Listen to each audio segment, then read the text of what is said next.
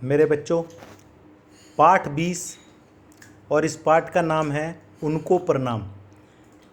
बच्चों, इस पाठ में लेखक ने उन लोगों को प्रणाम किया है जिन्होंने जीवन में संघर्ष किया, मेहनत की, कठिन परिश्रम किया और आगे बढ़ने की कोशिश की।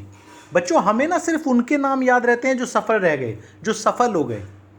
हमें धोनी याद है, हमें सचिन तेंदुलकर याद है, हमें साइना मिर्जा याद है, हमें पीटी उषा याद है, हमें वो लोग याद हैं जो सफल हो गए, जिन्होंने कुछ हासिल कर लिया।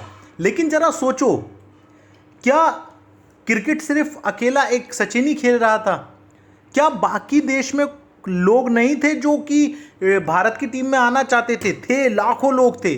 उन्होंने अपना पूरा जीवन लगा दिया, संघर्ष किया, लेकिन वो टीम में नहीं आ सके। भले ही वो सचिन जितने सफल नहीं हो सके, लेकिन उन्होंने प्रयास किया। बच्चों, एवरेस्ट पे सब नहीं चढ़ पाते, लेकिन एवरेस्ट पर चढ़ने का संकल्प लेने वाले वो लोग जो कोशिश करते हैं, क्या हमें उनको प्रणाम नहीं करना चाहिए? उन्होंने कोशिश की, वो असफल रहे, उन्हें देखकर दूसरों ने प्रयास किया और वो जाकर सफल हुए। अगर वो असफल नहीं होते तो दूसरे सफल होने का प्रयास भी नहीं करते। बच्चों, लेखक ने अपने इस चैप्टर में उन सभी को प्रणाम किया है जिन्होंने अपने उद्देश्य को पाने के लिए, अपने लक्ष्य को पाने के लिए जीवन में कठोर परिश्रम किया, मेहनत की और कामयाब होने के लिए अपना सब कुछ निछावर कर दिया। उनके पास संसाधन कम थे, उनके पास शायद उतने संसाधन नहीं थे कि वो अपने उद्देश्य में सफल हो पाते, लेकिन उन्होंने जो संसाधन कम थे, उन संसाधनों के रहते हुए भी उन्होंने प्रयास किया। अगर उनके पास संसाधन होते, उनके पास कोई अभाव नहीं होता, कोई कमी नहीं होती, तो शायद वो भी जीवन में सफल हो सकते थे।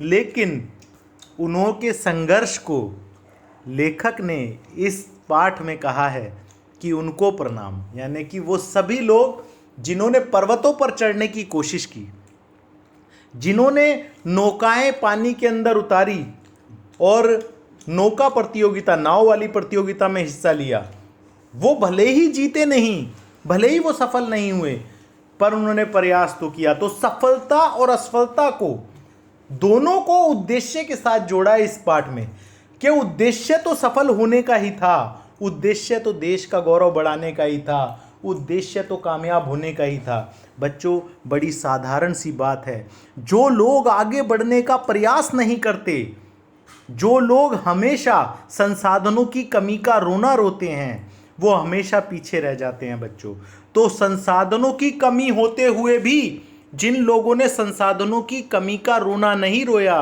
और प्रयास किया, मेहनत की, आगे बढ़ने की कोशिश की, लेखक उन्हें कह रहा है उनको प्रणाम।